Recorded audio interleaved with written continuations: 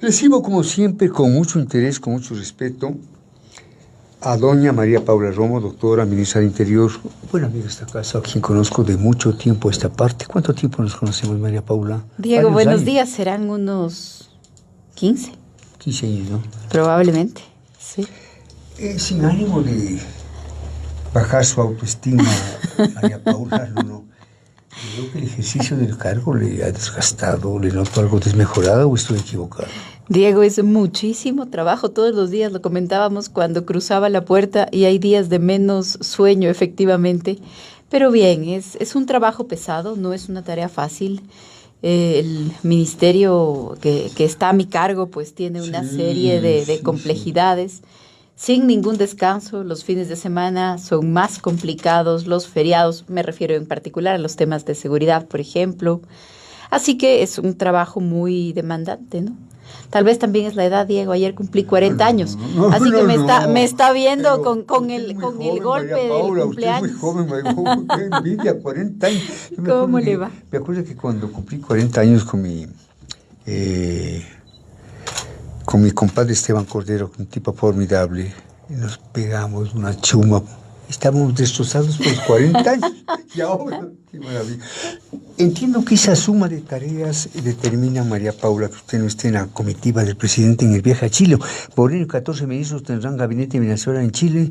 Los delegados de ambos países abordarán varios temas. ¿Y usted constaba en la comitiva? Sí, estaba en la comitiva porque vamos a firmar un convenio de cooperación. La Policía del Ecuador y la Policía de Chile tienen una muy buena relación desde hace muchos años, históricamente. Incluso muchos de nuestros mejores oficiales se forman en Chile. Sí, vienen, claro. Exactamente, vienen también oficiales chilenos a formarse en el Ecuador. Así que tenemos un par de convenios que se van a firmar, pero yo le he pedido autorización al presidente para delegar esa firma. La hará el canciller a nombre del país.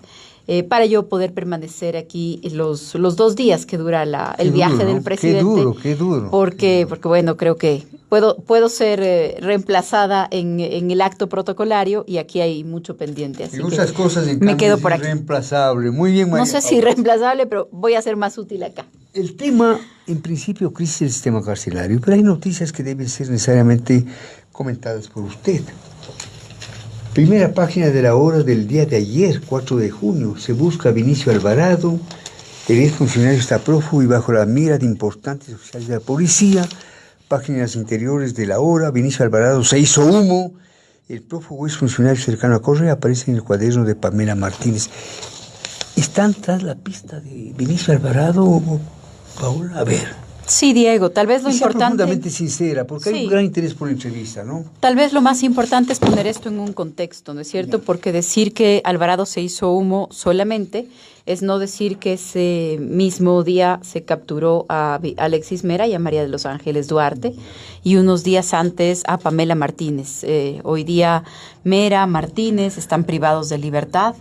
María de los Ángeles Duarte tiene una medida alternativa, sustitutiva a la prisión preventiva. Y que se entiende perfectamente. Sí, pero aquí, ¿qué es lo que nosotros hacemos? Y cuando digo nosotros me refiero a la Policía Nacional. La policía es un órgano auxiliar de la Fiscalía General del Estado. Entonces, y de la Administración de Justicia en términos generales. Entonces, si es que la Fiscalía pide que un juez dicte boleta de captura para fines de investigación, que es lo que existe en el caso de Vinicio Alvarado, entonces el deber de la policía es ubicar a las personas, detenerlas, llevarlas a órdenes de la justicia. Este fin de semana que pasó, la Fiscalía pidió a un juez, ¿no es cierto?, como corresponde, que se capture a 3 personas para rendir sus testimonios en el caso relacionado al posible financiamiento que habría manejado Pamela Martínez en el gobierno anterior. Entonces, la Fiscalía hizo este pedido. De las 3 boletas de captura, solamente se ejecutaron 2. Una quedó pendiente. En el caso de Vinicio Alvarado, se hicieron 2 allanamientos. Se allanaron su casa y la casa de su hermano y se hizo una detención. Y luego de la detención, la policía o los oficiales en ese momento verificaron que la persona detenida no era Vinicio Alvarado, sino uno de sus hermanos. Entonces, en este caso, pues también hubo actividades de búsqueda, de ubicación, de búsqueda, inclusive de allanamiento, pero esta persona no fue encontrada, no ha sido encontrada. está pendiente esa boleta para buscarlo, no está pendiente una orden de prisión preventiva, tampoco está pendiente ni está vigente, al menos hasta donde yo conozco, no sé si en las últimas horas eso se haya modificado, tampoco hay pendiente una prohibición de salida del país. Todas son medidas diferentes y cada una de esas medidas o ninguna de esas medidas es solicitada por la policía, ¿no es cierto? La policía es un órgano auxiliar, tiene que ser la fiscalía que la pide, un juez que la decide y en muchos de estos casos la policía lo ejecuta. En el caso de una prohibición de salida del país, lo ejecuta Migración. Entonces, ¿qué hemos hecho en estos casos? ¿Qué hemos hecho? Y me gustaría decir no solamente como policía, sino como gobierno. Vinicio Alvarado pues, es una figura clave, ¿no? En torno de él hay varias sospechas. El Ministerio del Interior estaba tras la pista de él desde antes, estaba siendo vigilado. Para tener una vigilancia, también se necesita orden de juez. Y sí, todo dentro así es, porque vigilar sin orden de juez es ilegal. ¿Ya? Son prácticas que lamentablemente existían en años anteriores, incluso para los opositores políticos, averiguar usted dónde está, de dónde sale, con quién se reúne, a qué hora. Una práctica de esa naturaleza es violatoria a la ley. Para tener vigilancia a un blanco en el argot policial, ¿no es cierto? A un blanco para ser vigilado, solamente se puede vigilar con orden de juez. En este caso, nosotros no hemos tenido orden de vigilancia en contra de ninguna de estas personas. No es que hay un juez que ha dicho vigilen a tal persona, no. Ningún juez nos ha dado orden de vigilancia en estos casos. Entiendo yo, la Fiscalía no lo ha requerido, pero en determinado momento la Fiscalía pide detención para que sean llevados con fines de investigación. El momento en el que son llevados con fines de investigación, entiendo que así fue también en este último caso, se formulan cargos. En la audiencia de formulación de cargos, el juez dice medida cautelar, prisión preventiva, grillete, presentarse periódicamente. Es el funcionamiento del sistema de justicia. Nosotros lo seguimos de manera correcta, estricta. No vigilamos a la gente sin orden judicial, no detenemos a la gente sin orden judicial, eso es lo que corresponde. Y por supuesto, en todos los casos, más todavía en estos que son de alta sensibilidad y de alta prioridad también para el presidente, para el gobierno, porque si hay una lucha frontal, radical, que le ha provocado inclusive todo este costo político al propio presidente Moreno, es el tema de la corrupción. Entonces, en estos casos, con más razón todavía, ¿qué es lo que a nosotros nos corresponde? Colaborar, cooperar, hacer nuestra parte. La estamos haciendo, por supuesto. María Paula, en el caso del señor Vinicio Alvarado, y tomando en cuenta la diligencia con que está procediendo la Fiscalía General no debió anticiparse y prohibir su salida del país. A ver, la Fiscalía no puede prohibir la salida, no puede prohibir la salida de alguien.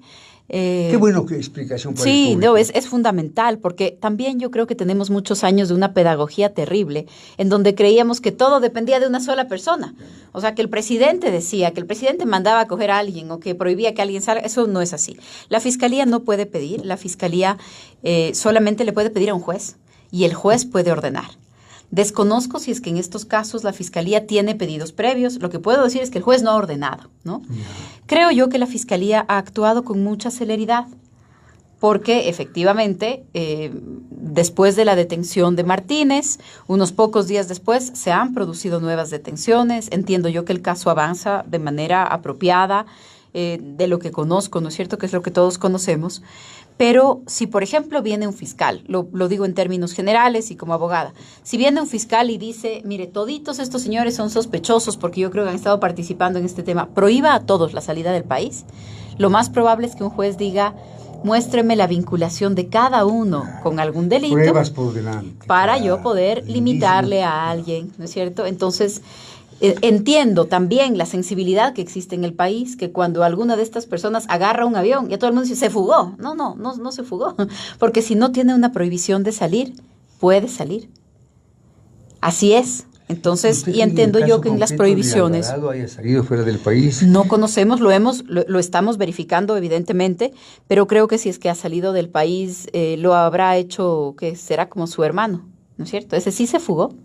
Él tenía una medida cautelar, tenía un grillete, se sacó el grillete, se fugó, está en Venezuela, nosotros tenemos la confirmación de eso. pero no lo hizo pues a la luz del día. Alvarado en Venezuela? Sería muy importante preguntarles a ellos, Diego, porque las personas como usted y como yo pues nos mantenemos de nuestro trabajo de todos los días, pero no conozco si el señor Alvarado, viviendo en Venezuela, ¿a qué se dedica? Estamos dialogando con la doctora María Paula Romo, ministra del Interior, ¿no? Usted hace un momentito mencionó a Pamela Martínez. Mire usted, primera página 5 del Telégrafo de ayer. El correísmo cambió la vida de la ex asesora Pamela Martínez. Un informe de la UAFE devela cómo pasó de cargos de rango medio a ser protagonista en el despacho presidencial y en la Corte Constitucional. Sus testimonios clave en el caso de la Luz Verde. Aquí se señalan pues los notables ingresos económicos que tenía la señora, ¿no? ¿Y usted qué piensa frente a estos milagros? Estoy buscando para ver si lo encuentro a la mano, Diego, Sí, cuando yo impugné la presencia de Pamela Martínez en la Corte Constitucional. ya. Hace ¿Se da muchos cuenta años usted? ya. En la Corte Constitucional. Imagínese usted, porque para nosotros, para muchos abogados, para los que sabíamos, porque muchas de estas cosas que hoy la Fiscalía pone sobre la mesa, que los jueces ponen ya en discusión, en muchos casos eran secretos a voces, Diego. ¿Y usted conoce esto?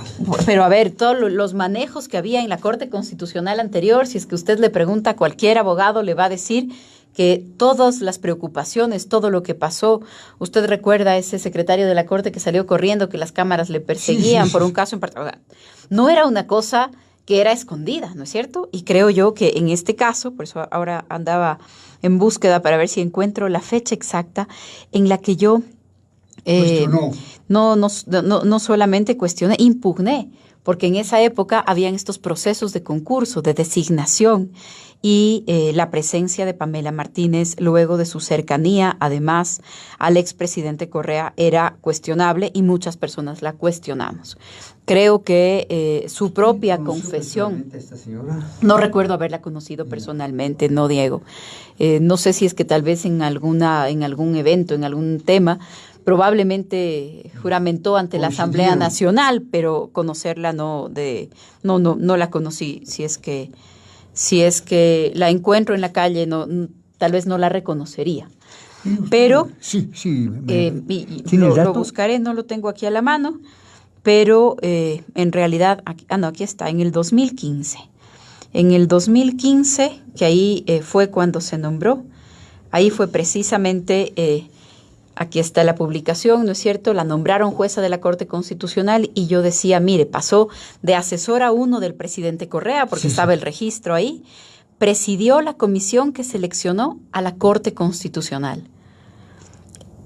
Desde la terna de la función de transparencia y luego en el siguiente concurso la propuso la función de transparencia. La función de transparencia del señor Jarrín, la propuso a ella como su delegado. O sea, la función de transparencia tomó a la asesora de Correa, la puso a presidir la comisión de selección de la Corte Constitucional y cuando hubo el siguiente concurso de la Corte Constitucional, en cambio ella era la jueza elegida. Así fue, eso sucedió en el 2015. Aquí estoy viendo yo una publicación del mes 10 del 2015 diciendo son los jueces más importantes del país y aquí está cómo llegaron. Entonces, efectivamente, lo que está sucediendo, Diego, tal vez para muchas personas, yo creo que sobre todo para los involucrados, eran muchas personas que se creían intocables. Eran personas con mucho poder. Eran personas con mucho poder político, eran personas con mucho poder económico en algunos casos, y creo que es importante como mensaje al país, a las otras generaciones, a los políticos, que nadie es intocable, nadie está por encima de la ley. Si alguien comete un acto reñido con la ley, tiene que asumir las consecuencias de ese acto. Y creo que eso es muy importante. Creo que ojalá eso se convierta en parte de la pedagogía del país, en lugar de que nosotros tengamos este mensaje de impunidad, ¿no es cierto? Que en un en el dicho, ¿no es cierto?, que la ley es solamente para el ciudadano común, que la ley es solamente para el que no tiene amigos, que la ley es para el poncho. No puede ser. Eso no es una democracia, eso no es un Estado de Derecho. La ley es para todo el mundo, incluso para los intocables. Y yo creo que eso es muy importante. Paula, y claro, que se señora, defiendan, que expliquen y que tengan un proceso. Simplemente como dato histórico, ¿no? Salarios, valor anual aproximado de la señora Terán. Corte Constitucional, $44,000. Corte Constitucional, $71,000. Corte Constitucional, $73,000. Presidencia de la República, $46,000. Presidencia de la República, $50,000. De un total de 324. Y no lo digo esto para estigmatizar a esta señora, sino para que quede como registro histórico. Y creo que digo también lo importante es decir... el poder político estaba el poder económico. No, también. pero además esos son los salarios, ¿no es cierto? Ahora lo importante es decir si el patrimonio se corresponde. Porque esa yo creo que también es una de las tareas. Y usted leía una primera plana de un diario el día de hoy sobre bienes inmuebles decomisados ayer en Guayaquil. Eso también es lo que está haciendo el gobierno, porque hay algunas sentencias. Este es el caso de la trama de Petroecuador, también otros intocables. Yo no creo, no tengo yo memoria de que en el Ecuador se haya sentenciado a un gerente de la empresa petrolera del país. Esos también son espacios de muchísimo poder en cualquier gobierno. Y el hecho de que hoy estén privados de libertad 2 exgerentes de Petroecuador sentenciados, que en sus sentencias diga tienen que entregarle al Estado sus recursos y que el día de ayer también se diga muy bien qué recursos, los que tienen aquí, porque hay seguramente habrán bienes, habrán recursos que no estén aquí, que no se puedan identificar todavía, pero si tienen aquí uno, ese tiene que ser decomisado, entregado al Estado y va a ser vendido. ¿Pero será eso una práctica, María Paula? Así es. Bueno, lo de ayer ya fue el decomiso, ya están bajo la administración de Inmobiliar y entiendo yo que en unos pocos días van a ser puestos a la venta. Ojalá se vendan, esa ya es otra historia. No. Y yo creería que sí, y ese dinero ser recuperado para el país. Poco a poco, no hay que subestimarlo, no hay dinero que se iguale a los montos que en este momento se descubren y se comentan sobre corrupción, no hay dinero que se iguale. Pero cada dólar de recuperar del tema de corrupción para el país, yo creo que también es un mensaje poderoso. No hay nadie por encima de la ley, los intocables no son intocables. Los bienes mal habidos al final del día no los puede tener alguien, no los puede disfrutar alguien, no son suyos. Uno solamente puede disfrutar los bienes que sean el resultado de su trabajo. Es sobre esos principios que debería el país reconstruirse, Diego. Y ese es un mensaje para todo el mundo. Nadie por encima de la ley. Y uno solamente puede tener lo que puede explicar, lo que ha resultado de su trabajo. Así deberíamos aprender a vivir todos. Lamentablemente, salir de una época con mensajes totalmente contrarios, con unas enseñanzas, con unas lecciones, en donde muchas de estas personas no solamente no eran señaladas, eran bien vistas, eran aplaudidas, tenían homenajes. El marido de la señora Martínez era el presidente de la Federación de Abogados del Guayas. Señor Jimmy Salazar, ¿no? Así es. Que además un poco se lava las manos. Tenía un programa de televisión en Telecentro para enseñarnos a todos a cumplir la ley. Salir de eso, Diego, no ha sido fácil, no va a ser fácil. Es un proceso doloroso, traumático, claro que sí, para el país, para los ciudadanos, para la clase política, pero ojalá nos deje todas las enseñanzas que debería dejarnos. María Paula, usted dice nadie está por encima de la ley. En la primera página de la Hora de hoy hay un titular que nos inquieta. Dinero público en campaña de Lenín Moreno. Habrían apostado los Sanaín, 2 prefecturas y la Secretaría de Reconstrucción según la fuente Mil Hojas. Bueno, ¿cuál va a ser la respuesta del gobierno, del señor Moreno y del Ministerio del Interior, ¿no? Dinero público en campaña de Lenín Moreno. O sea que en la campaña del señor Moreno y el señor Gras supuestamente se repitió este operativo malévolo que se hizo en los 2013-2014. ¿Cuál es su respuesta? Bueno, primero, a mí también me preocupa como usted ese titular porque lo da por hecho. Y creo, para las cosas que estamos hablando, incluso yo le digo, tiene que haber un debido proceso, tienen que haber investigaciones, tienen que haber instancias. Y creo que no se debería sentenciar con un titular, creo que eso es muy delicado. Aquí la preocupación por Así el es, tema. y la preocupación por el tema la comparto no solamente yo, la comparte el presidente, la comparte el gobierno. Y como en todos los casos, ¿cuál es la posición? Que las instancias correspondientes investiguen. Precisamente con las publicaciones anteriores y sobre todo con las indagaciones abiertas por la Fiscalía, la Contraloría está haciendo un examen especial de las cuentas de la campaña electoral, de las campañas electorales de los últimos años.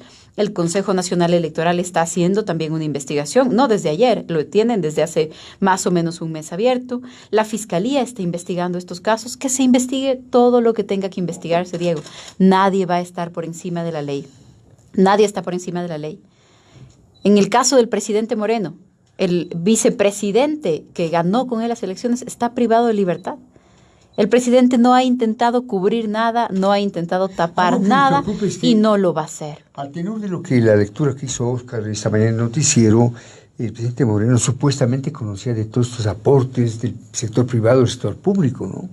Mire, de ninguna manera yo he conversado el día de ayer con el presidente me ha dicho que se investiguen, que se haga todo lo que se tenga que hacer, no sé de qué se tratan todos, porque había una serie de insinuaciones, no está bien, Diego, creo que uno de los aprendizajes que también deberíamos tener es la responsabilidad, por supuesto, pero uno de los aprendizajes, así como le he hablado de los anteriores, es la gran responsabilidad de la prensa. No está bien jugar así con la honra de las personas en general, no solamente de los políticos, en general. Yo el día de ayer también recibí la llamada de algunas de las personas de los privados, digamos, que están involucrados en esa publicación, diciendo, no tengo idea de lo que hablan, es un horror, ¿de dónde están sacando esto? ¿A quién se le ocurre? ¿Con quién hay que hablar, no? Entonces, yo creo que hay que ser muy cuidadosos en no decir cualquier cosa. Lealtad, conozco de su consecuencia, pero póngase la mano en el corazón. ¿Usted cree que el presidente Moreno, hombre inteligente, agudo, perspicaz, desconocía toda esta trama? Digo, en primer lugar, tenido una vinculación tan estrecha con Glass, con Correa, desconocía esto. Para conocer y desconocer, en primer lugar, tendría que ser cierto. Ya. Yo dudo que sea cierto. Veamos, pero además, mire, dudo, nada más. Veamos qué de lo que está escrito ahí alcanza a ser cierto. Veamos qué y que se investigue. Porque también hay una serie de publicaciones en este sentido, en donde se hacen insinuaciones maliciosas, en donde se han dicho cosas terribles. Mire usted, el otro día leía que decían, es que la primera dama tiene una cuenta con 18 millones de dólares. Eso es una infamia, es falso. ¿Qué hizo el presidente? No ha salido a perseguir a nadie, no le ha puesto un juicio a nadie, no ha hecho una cadena para denigrar a nadie. Le mandó una carta a la fiscalía diciendo, este es mi número de cuenta, la cuenta que yo tenía cuando vivía en Suiza, porque si vivo en Suiza tengo una cuenta en Suiza. No es lo mismo que vivir en Quito y tener una cuenta en Suiza, ¿no es cierto? Entonces el presidente dice, durante el tiempo que estuve viviendo en tal país, esta fue mi cuenta. Por favor, señora fiscal, pida cooperación internacional para que le manden los datos de la cuenta que tuve. La esposa del presidente, la señora Rocío González, manda la misma carta a la fiscalía. Señora fiscal, esta es la cuenta que yo tuve cuando viví fuera del país a propósito de este encargo internacional que tenía Lenín Moreno. Entonces, tenga la bondad que abran esa cuenta en tal lugar. Los correístas han convertido casi en un mantra, que Lenin abra la cuenta de un banco en Panamá. El presidente le manda una carta a la fiscal diciéndole, señora fiscal, yo no puedo ordenar la apertura de una cuenta que no es mía. Pero de todas maneras, dicen estos señores que hay que abrir esta cuenta. Por favor, investigue la cuenta. Pero yo no puedo pedir que abran una cuenta que no es mía, Diego. Usted no puede pedir que abran una cuenta en un banco en Estados Unidos si no es suya. No puede pedir. Pero son expertos en distorsionar la información, en manipular la información, en tomar medias verdades, porque efectivamente hay una cuenta que el presidente manejaba de la misión diplomática que él conducía. Esa cuenta recibía depósitos, claro que sí, de la Cancillería del Ecuador. Claro que sí, de la Cancillería que hacía depósitos para la gestión. Entonces, agarran esta media verdad y lo convierten en la cuenta suiza del presidente Moreno.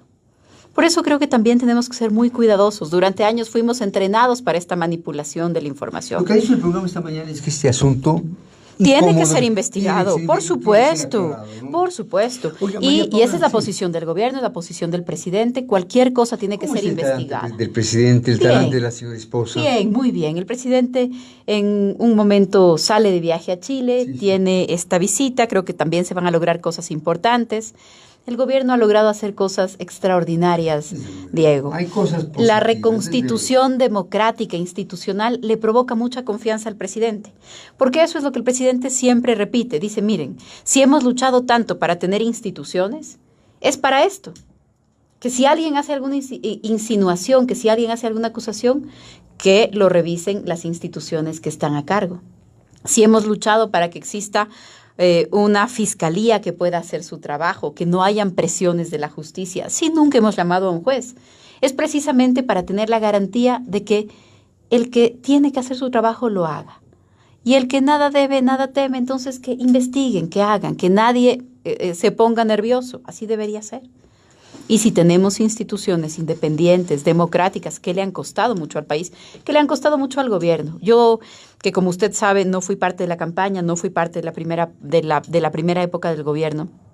Yo creo que un gran logro del presidente Moreno es devolverle la institucionalidad al país. No solo él, con muchos sectores había el apoyo necesario, hay el apoyo necesario, pero también creo que fue un gesto de mucho valor político, porque él habría podido permanecer en la comodidad de ser un gobierno de continuidad de lo que teníamos. Doña Paula, de todas maneras, la arremetida correísta es temible. A veces le La desajusta arremetida a usted. correísta es violenta, es inescrupulosa, pero es lo que podíamos esperarnos. Se corresponde con el comportamiento, con la manera en la que han procedido. Hacemos nuestro mejor esfuerzo para que no nos consuma la energía del trabajo, porque hay una gran tarea con el país. Sí. Esa es nuestra principal tarea, esa es la principal preocupación y la principal concentración del presidente. O sea, el presidente dice que investiguen y nosotros nos tenemos que dedicar a gobernar. Nosotros necesitamos darle resultados al país. El país está saliendo de una crisis importante, institucional, ética, económica, y eso no nos permite distracciones. Por supuesto, este tipo de ataques, de arremetidas, la virulencia con la que actúan algunos sectores desgasta, claro que sí, pero no podemos darnos el lujo de que eso se convierta en nuestra prioridad. Y encima de todo, el señor del Ático dice que viene de candidato a la vicepresidencia. Ya se verá, ¿no es cierto? Dice tantas cosas, pero nosotros estamos haciendo un verdadero esfuerzo para concentrar nuestro trabajo en darle resultados al país y darle la menor importancia posible a alguien que ya le ha hecho tanto daño. Una última cosa antes de dedicar unos minutos al tema carcelario. ¿Qué de doña Capeller va a tener? ¿Está en México? ¿Salió en forma normal? No, está en el ¿Regresa? Ecuador. Ah, está en Ecuador. Sí, ha regresado ya, está en el Ecuador. Cuando hay este tipo de alertas me mantienen informada, ¿no es cierto? Me dicen, mire, ha salido esta noticia, pero la señora asambleísta ya ha regresado al Ecuador. Lo que yo conozco es que está en el Ecuador y también conozco que no pesa en contra de ella ninguna prohibición de salida del país. Entonces, entiendo esta sensibilidad, entiendo la preocupación que hay en el país, entiendo, pero también es bueno no desinformar. Es bueno no desinformar. En este caso, de lo que he visto en las redes, en la prensa, había un viaje relacionado a su gestión política, me imagino, y en este momento está en el Ecuador. ¿Cuál fue el último reporte de la inteligencia policial sobre el tema de Vinicio Alvarado? El último. Que se hicieron Porque 2 allanamientos. Usted informa al minuto. Algunas cosas, Diego, prefiero que no me informen al minuto porque es gravísima la fuga de información.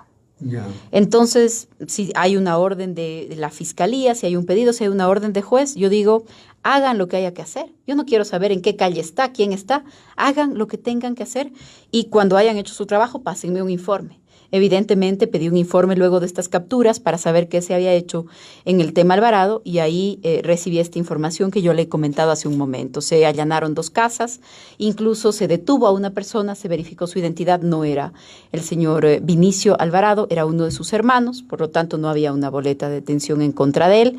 Hasta ahí es la información que tengo. Desconozco si es que hay alguna otra decisión judicial, por ejemplo, para mantener algún tipo de vigilancia a las personas con las que está conectado. De lo que yo conozco, no existe esa orden para hacer una vigilancia a otras personas. Sí hay una boleta para que sea capturado y puesto a órdenes de la justicia para fines de investigación. María Paula, en el programa Buenos Días, crisis del sistema carcelario. Isabel, aunque sea una preguntita. La crisis del sistema penitenciario no es de última data, es uno de esos macro problemas sociales que el país ha ignorado o no ha sabido cómo enfrentar y ha dejado que tome ribetes de extrema gravedad. La semana pasada, la cárcel más poblada del país, la de Guayaquil, ha mostrado todas las llagas del sistema penitenciario. 5 funcionarios tuvieron que atrincherarse mientras la violencia dejaba el saldo de 6 presos muertos, uno de ellos incinerado. La respuesta de las autoridades con declaratoria de emergencia y aumento de la seguridad en las prisiones es apenas una medida reactiva. ¿Por dónde va la verdadera solución? Es la pregunta apremiante para la ministra del Interior. Ya, Isabel, María Paula, comencemos con su diagnóstico muy apretado sobre el sistema penitenciario ecuatoriano. Ya, muy apretado. La crisis en el sistema penitenciario es una crisis que se ha venido cocinando por muchos años. No es de un día para el otro, hay un hacinamiento del 40%. Sí. Este hacinamiento empieza más o menos hace 3, 4 años, que ya se supera la capacidad instalada que tenía el país para personas privadas de libertad. Creo que es uno de los factores. El otro factor tiene que ver con el modelo de las cárceles. Son cárceles de 5,000 personas, algunas, las cárceles regionales, son cárceles de 5,000 presos. Y tenemos cárceles de 5,000 presos construidas con dotación de agua para 3,000. Eso sin duda es grave, pero no se resuelve del día a la noche. Otro de los factores que yo creo que hay que mirar en la crisis es el Código de Organismos de Seguridad del Estado. Por sus siglas, la gente le dice COESCOP. El COESCOP tiene un libro en el que dice la policía, el otro los militares, el otro los vigilantes aduaneros, el otro los guías penitenciarios y el otro este Servicio Civil de Protección Especial que era para políticos. Recordará usted, Diego, sí. Que este gobierno dijo, con nosotros no va más, nosotros no lo vamos a implementar. Y la seguridad, en el caso de políticos, de ministros, la hace el Ministerio del Interior, y la seguridad en el caso del presidente y el vicepresidente, que es el Servicio de Protección Presidencial, lo hacen las Fuerzas Armadas, no extranjeros, no civiles, no cuerpos especiales entrenados. Pero este COESCOP es el que regulaba eso, y eso sigue vigente. Hay una ley que dice que así funciona. Esta misma ley dice, los guías penitenciarios tienen su propio sistema. Entonces, parte de lo que estamos viviendo hoy es la débil institucionalidad del sistema de guías penitenciarios. Fíjese usted, en la fuga de hace 15 días en Guayaquil, uno de los fugados era hermano de uno de los guías. Sí. Entonces, el proceso de selección que tiene una institución como las Fuerzas Armadas, como la Policía Nacional, que son instituciones tan viejas como la República, tan antiguas como la República, con problemas, por supuesto, pero también con un peso lo suficientemente fuerte para tener un proceso de selección, una inspectoría para hacer los temas disciplinarios, un mando, una jerarquía clara. Nada de eso existe entre los guías penitenciarios. Los procesos de selección son sumamente flexibles, no hay una jerarquía entre ellos. El tiempo de entrenamiento de un policía es de 4 años para un oficial, de 2 años para un policía. Ahora estamos entrenando guías penitenciarios para la emergencia, serán entrenamientos de meses. Porque no tienen estos cuerpos la institucionalidad que se requiere para ser un cuerpo de seguridad del Estado. Entonces, si es que uno quiere mirar desde hace cuánto se ha cocinado esta crisis, creo que podemos identificar al menos estas cosas, ¿no es cierto? El modelo carcelario, el hacinamiento y también el tema de los guías penitenciarios. Pero respondido eso, creo que ni a usted ni a las personas que nos escuchan les interesa tanto el diagnóstico como la solución. Sobre eso, usted en su respuesta menciona a los militares. ¿No dejó de sorprenderme el hecho, María Paula, de que en algún momento usted casi hizo un clamor frente al ministro de Defensa para que los militares estén instalados en el primer filtro? Y parece que había una cierta renuencia del Ministerio de Defensa. ¿Eso se solucionó? Sí, Diego, los militares están en las cárceles más grandes del país, ya están en el primer filtro. ¿Y por qué había esta renuencia en principio del ministerio, del señor ministro? Mire, lo hemos conversado con el ministro Jarrín y su preocupación es cuáles son las funciones legales que le corresponden a las Fuerzas Armadas. Y tiene toda la razón. Entonces, una declaratoria de excepción, como la que hizo el presidente Moreno hace 18 días, me parece, luego desarrolló a través de un nuevo decreto las funciones específicas, no solamente para que no haya dudas sobre la operación, policías, militares, etcétera, sino también porque la Corte Constitucional se pronunció, como corresponde, sobre la declaratoria de excepción. Apenas el día viernes de la semana pasada, la Corte dice, muy bien, es procedente, es constitucional que ustedes hagan esto, que las Fuerzas Armadas también participen. En ese momento, ¿no es cierto?, ya no queda ninguna preocupación, estamos actuando en el marco de la ley y de la Constitución. ¿Qué estamos haciendo? Porque yo le decía a los ciudadanos, más que el diagnóstico, les importa, y a nosotros también nos importa la solución. Fue reemplazado el encargado del Sistema Nacional de Atención Integral a Personas Privadas de Libertad. Antes, Ministerio de Justicia. El Ministerio de Justicia antes tenía derechos humanos y cárceles, precisamente porque las cárceles necesitan dedicación exclusiva de alguien. Se separó en Secretaría de Derechos Humanos y está SNAI, Sistema Nacional de Atención ya. En este sistema ha sido reemplazado el ministro, porque quien dirige ese sistema es parte del gabinete, tiene rango de ministro. Ha sido reemplazado el ministro por un nuevo funcionario, un policía en servicio pasivo.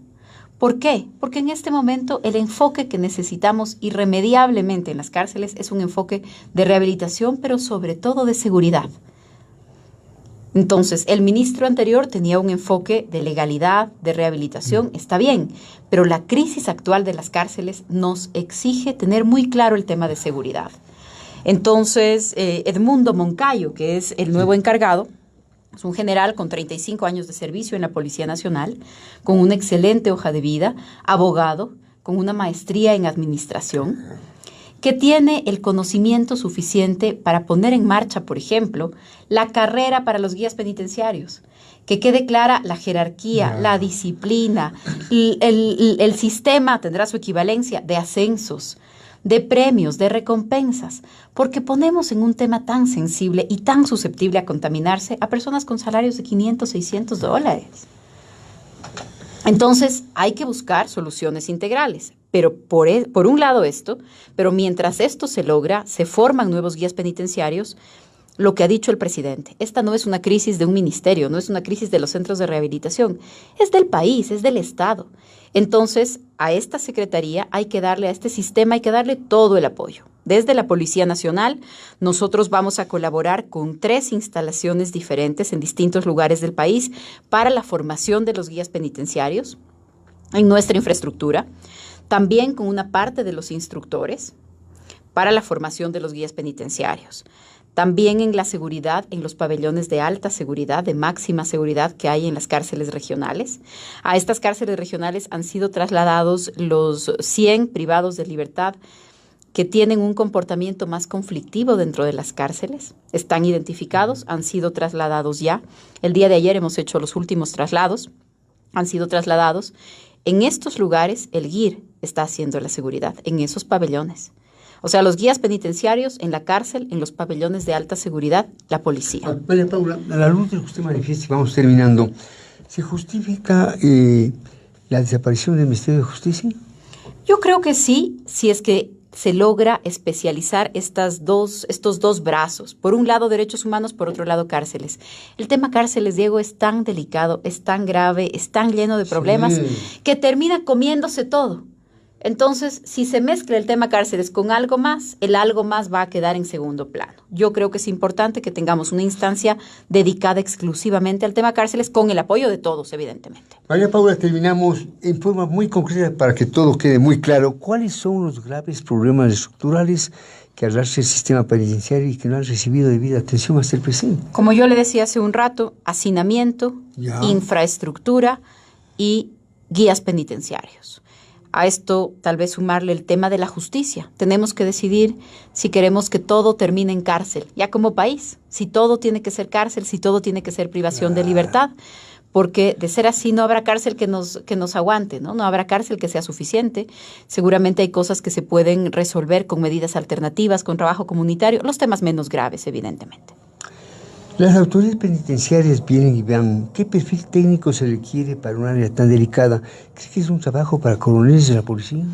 Sí, pero no están coroneles de la policía haciendo este trabajo. Como le decía, hace un momento hay un general en servicio pasivo, abogado con maestría en administración de empresas, pero hace algunos días se hizo una declaración de que habíamos puesto coroneles en las cárceles, ¿no es cierto? No es a dirigir las cárceles. Eso depende de este ministerio, de este servicio. Los coroneles en las cárceles es el aporte de la policía para la seguridad.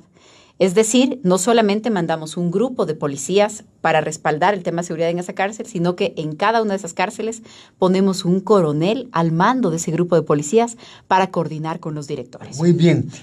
Igualmente, en forma muy concreta, están debidamente entrenados policías y militares para respetar los derechos humanos de los privados de libertad y a la vez controlar las bandas criminales. En el caso de los policías, sí. Hay preparación, los grupos especiales están preparados para manejar este tema y lo hacen.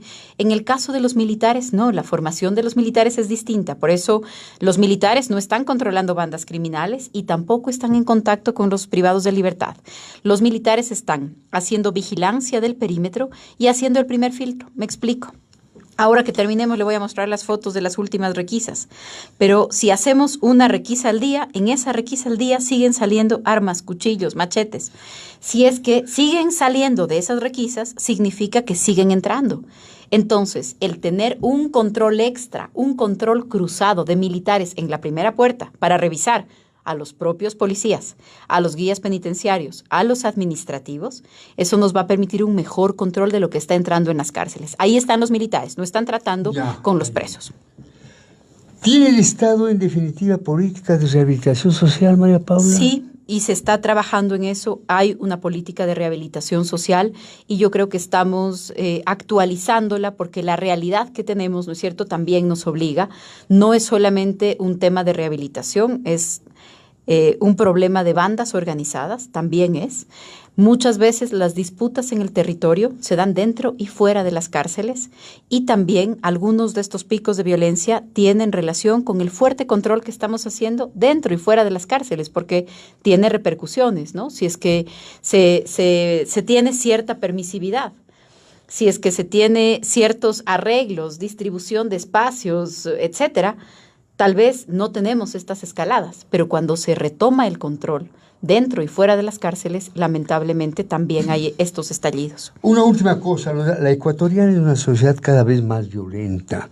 Se han incrementado las violaciones, los femicidios, los asesinatos y los asaltos. María Paula, ¿cómo luchar contra la violencia y el incremento delictivo en un país con creciente cultura de violencia e importante presencia del narcotráfico internacional? Así es. Y permítame hacer una distinción, Diego. En el caso de la policía, su trabajo, las estadísticas, se clasifica la violencia en dos tipos: violencia interpersonal y violencia criminal. Porque merecen tratamientos distintos y el problema está en lugares diferentes. Violencia criminal es el narcotráfico, violencia criminal es una red de trata de personas, pero violencia interpersonal es el femicidio, violencia interpersonal es una riña entre amigos en un partido de fútbol que termina en asesinato. Violencia interpersonal o violencia social es lo que usted comentaba antes de empezar la entrevista, un tío amenazando con un cuchillo a un sobrino. Porque una cosa es la policía luchando contra el narcotráfico y llevamos casi 8 toneladas más de incautación en comparación con el mismo periodo del año pasado. Una cosa es la lucha contra el narcotráfico y otra cosa son crímenes que se cometen en las paredes de una casa. Porque no podemos tener un policía en cada casa. Porque no hay cómo hacer inteligencia para ver cuál es la banda. No. Es el papá, es el tío, es el marido. Hace 15 días, Diego, un chico aquí en Quito le dio 11 martillazos en la cabeza a la novia de 17 años. Sí. No es la misma respuesta, no es una respuesta policial. Es preguntarnos, como usted decía, como sociedad, ¿cómo hacemos para ser cada vez menos violentos? Porque no es un problema de policías, no vamos a poder poner un policía en cada matrimonio. Educativo, los mensajes, la forma de resolver los problemas. ¿Qué hacemos en los sistemas de protección? Tenemos una alerta temprana. En este caso, estos chicos, los del martillazo, eran compañeros del colegio. Los colegios, ¿qué dicen sobre los temas de los noviazgos, del respeto, de la no violencia? ¿Qué estamos haciendo? Porque no podemos tener un policía en cada casa, en cada matrimonio. Entonces, hay medidas diferentes. En el Acuerdo Nacional tenemos 2 mesas dedicadas al tema de la violencia. Una mesa en prevención de violencia y adicciones. Ahí está el MIES, el Ministerio de Educación. Hay un trabajo muy importante enfocado en esto. Por ejemplo, abuso sexual en el sistema educativo. Lo hemos estado conversando largamente en estos días. No es solo un problema de impunidad, de jueces, de fiscalía especializada, porque eso se da cuando ya pasó. Y como sociedad tenemos que castigar cuando eso sucede, pero tenemos que evitar que suceda. Sobre todo evitar que suceda. Entonces, hay medidas que se pueden tomar que no son policíacas. Que ninguna escuela tenga un lugar cerrado. No debería haber una sola oficina cerrada en una escuela. Todo debe tener una ventana, una puerta con una ventana. No deben haber rincones cerrados. O sea, no es una cosa que usted diga, cámara, policía. No, no. Es que evitemos, incluso en la infraestructura, condiciones que le hagan vulnerable a un niño o a una niña. Eso están trabajando MIES y Educación. Hay otra mesa de seguridad que está trabajando el Ministerio del Interior, alcaldías, la Judicatura, la Fiscalía, que ya tiene que ver con la seguridad en este tema más de violencia criminal y también en violencia, por ejemplo, con cosas tan sencillas como esta. Y ahora mismo lo estamos discutiendo en la Asamblea. Si es que un policía está haciendo una revisión aquí afuera y encuentra a una persona con un cuchillo o con un machete, no puede ni siquiera quitarle el cuchillo, porque no tenemos ninguna regulación para armas cortopunzantes. Esa regulación, ¿no? En eso estamos. Ahí tenemos una discusión con la Asamblea porque dicen, estamos limitándole la libertad. Yo no sé si es que tenemos libertad de andar con un cuchillo por la calle. Yo pongo en duda eso. Me parece, no podemos meterle preso a una persona porque está con una navaja. No, evidentemente sería una exageración. Pero creo que si alguien va por la mitad de Quito con un machete, la policía debería tener la capacidad de retirárselo. Entonces, tiene que ver con todos estos temas su pregunta. Son abusos a niños, son femicidios, son ataques en el noviazgo entre adolescentes, es organización criminal. Cada una de estas formas de violencia merece ser atendida de una forma distinta. Problema, pues, ¿cómo está su corazón? Ya ve por qué estoy tan desmejorada como me recibió. Es por el tema amoroso. No, mi corazón está muy bien. Es un trabajo de mucha responsabilidad el que tengo. Creo que tengo también el privilegio de servirle al país en un momento tan delicado. Hago mi mejor esfuerzo todos los días y eso es todo. Unos días más cansados que otros, pero aquí estoy. Un espacio al corazón. No, mi corazón está muy bien, Diego, le agradezco. Gracias, María Paula, que se haya sentido cómodo y recupérese. Sí. La ministra del Interior en el programa Buenos Días. Que tenga su